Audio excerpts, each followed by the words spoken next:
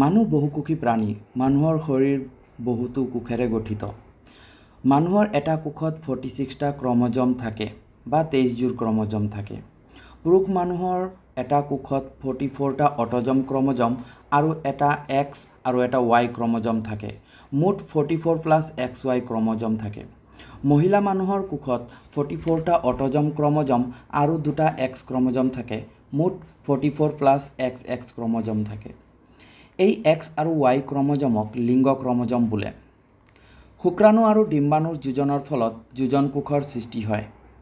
যোজন কোষৰ বিকাশ ঘটি সন্তান উৎপন্ন হয়।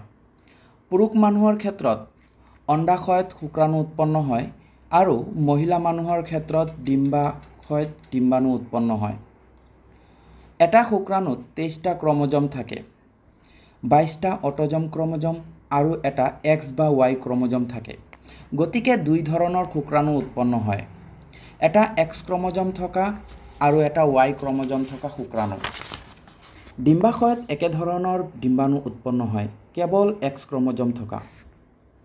ছাত্ৰ ছাত্ৰীসকল, এতিয়া আমি জানো মানুহৰ ক্ষেত্ৰত কেনেদৰে লিংগ নিৰ্ধাৰণ হয়।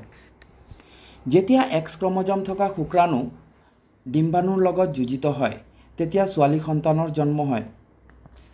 যেতিয়া Y ক্ৰম'জম থকা শুক্ৰাণু ডিম্বাণুৰ লগত যোজিত হয়, তেতিয়া ল'ৰা সন্তানৰ জন্ম হয়।